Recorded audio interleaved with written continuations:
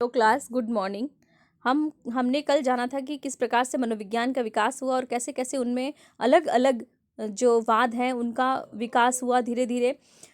हम अब ये देखेंगे कि भारत में मनोविज्ञान का विकास किस प्रकार से हुआ।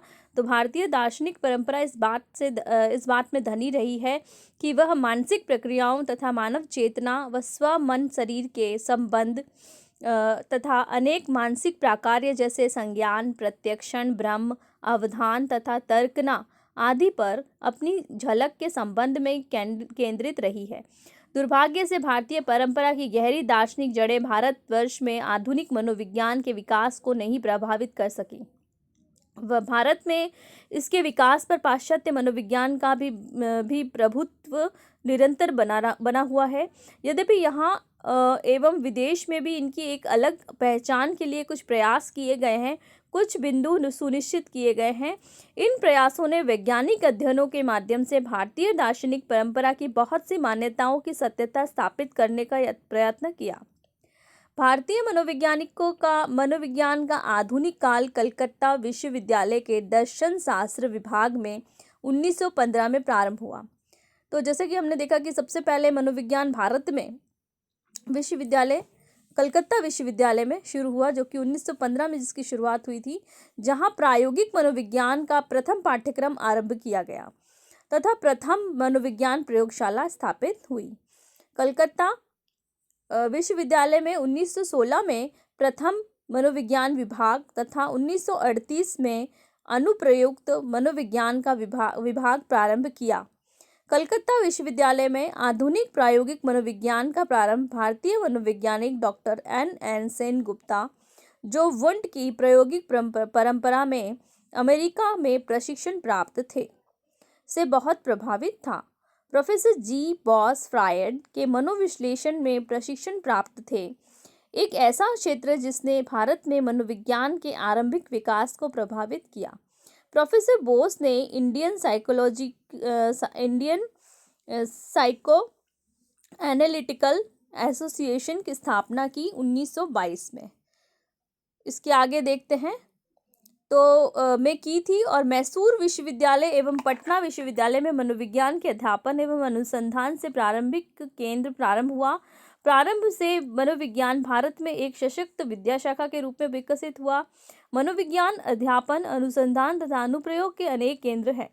मनोविज्ञान में उत्कृष्टता अथवा वैशिष्ट्य के 2 केंद्र उत्कल विश्वविद्यालय भुवनेश्वर तथा इलाहाबाद विश्वविद्यालय अनुदान आयोग द्वारा सहायता प्राप्त है। करीब 70 विश्वविद्यालय में मनोविज्ञान के पाठ्यक्रम चलाए जाते हैं। दुर्गानंद सिन्हा ने अपनी पुस्तक psychology in a third world country the Indian experience 1986 में प्रकाशित हुई। भारत में सामाजिक विज्ञान के रूप में 4 चरणों में आधुनिक मनोविज्ञान के इतिहास को खोजा। उनके अनुसार प्रथम चरण स्वतंत्रता की प्राप्ति तक एक ऐसा चरण था जब प्रयोगात्मक, मनोविश्लेषणात्मक तथा मनोवैज्ञानिक परीक्षण अनुसंधान पर बल था, जिससे पाश्चात्य देशों का मनोविज्ञान के विषय में योगदान परिलक्षित हुआ। तो जैसा कि हमने देखा कि कैसे शुरू हुआ, सबसे पहले कलकत्ता विश्वविद्यालय में इसको शुरू किया गया 1915 में और धीरे धीरे वो बढ़ता गया और उसके बाद 70 विश्वविद्यालय हमारे मनोविज्ञान के पाठ्यक्रम चलाए गए। और फिर दुर्गानंद सिन्हा ने अपनी एक पुस्तक लिखी जो कि 1986 में प्रकाशित हुई, जिसमें सामाजिक विज्ञान के रूप में इसको आधुनिक मनोविज्ञान के इतिहास को खोजा गया। और फिर उसके आगे चरण प्रयोगात्मक, मनोविश्लेषणात्मक, मनोवैज्ञानिक परीक्षण और अनुसंधान यहाँ पर शुरू किए गए। कई सारे टेस्ट होने लगे और कई सारी खोज भी उसके लिए करने शुरू हो गई। द्वितीय चरण में 1960 तक भारत में मनोविज्ञान की विविध शाखाओं में विस्तार का समय था और इस चरण में भारतीय मनोविज्ञानिक की इच्छा थी कि भारतीय पहचान के लिए पाश्चात्य मनोविज्ञान को भारतीय संदर्भों से जोड़ा जाए। उन्होंने ऐसा प्रयास पाश्चात्य विचारों द्वारा भारतीय परिस्थिति को समझने के लिए किया। फिर भी भारत में मनोविज्ञान 1960 के बाद भारतीय समाज के लिए समस्या केंद्रित अनुसंधानों द्वारा सार्थक हुआ। तो जैसे कि हमने देखा कि भारत में जो है मनोविज्ञान 1960 के बाद में भारतीय समाज में जो समस्याएं हैं उसको केंद्रित करके उस पर अनुसंधान करने शुरू किए गए। मनोवैज्ञानिक भारतीय समाज की समस्याओं के प्रति अधिक ध्यान देने लगे। पुनश्च अपने सामाजिक संदर्भ में पाश्चात्य मनोविज्ञान पर अतिशय निर्भरता का अनुभव किया जाने लगा। हमारे भारतीय अनुभव इसमें वैज्ञानिक इसमें अनुभव इसमें दिलचस्पी नहीं दिखा रहे थे, इसलिए ज़्यादातर पाश्चात्य मनोवैज्ञानिकों पर निर्भर रहना पड़ा। अधिक बल दिया तो हमारी मनोविज्ञान ने उस अनुसंधान की सार्थकता पर अधिक बल दिया जो हमारी परिस्थितियों के लिए सार्थक हो। भारत में मनोविज्ञान की नई पहचान की खोज के कारण चतुर्थ चरण के रूप में 1970 के अंतिम समय में देशज मनोविज्ञान का उदय हुआ और पाश्चात्य ढांचे को नकारने के अतिरिक्त भारतीय मनोवैज्ञानिकों ने ऐसी समझ विकसित करने की आवश्यकता पर बल दिया जो सामाजिक एवं सांस्कृतिक रूप से सार्थक ढांचे पर आधारित हो। इस रुझान की झलक उन प्रयासों में दिखी जिनसे पारंपरिक भारतीय मनोविज्ञान पर आधारित उपागमों का विकास हुआ, जो हमने प्राचीन ग्रंथों एवं धर्म ग्रंथों से लिए थे। इस प्रकार इस चरण तो चौथा जो चरण देखा गया हमने मनोविज्ञान का हमारे भारत में, तो 1970 के बाद उन्होंने पाश्चात्य जो ढांचा था उसको नकार दिया और हमारे जो भारतीय मनोवैज्ञानिक थे उन्होंने हमारे भारतीय समाज और हमारी संस्कृति के अनुसार जो हमारा सांस्कृतिक ढांचा है उसके अनुसार प्रयोग करने शुरू किए और अनुसंधान करने शुरू किए। आगे देखते हैं इसमें विशेषता को देशज मनोविज्ञान के विकास जो भारतीय संस्कृति के संदर्भ में हुआ था तथा भारतीय मनोविज्ञान एवं समाज के लिए सार्थक था और भारतीय पारंपरिक ज्ञान पर आधारित था द्वारा जाना जाता है।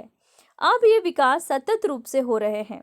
भारत में मनोविज्ञान विश्व में मनोविज्ञान के क्षेत्र में सार्थक योगदान कर रहा है। यह बहुत ही संदर्भगत है जिसमें मनोवैज्ञानिक सिद्धांतों के विकास की आवश्यकता है जिसकी जड़ें हमारे सामाजिक एवं सांस्कृतिक संदर्भ में पाई जाए।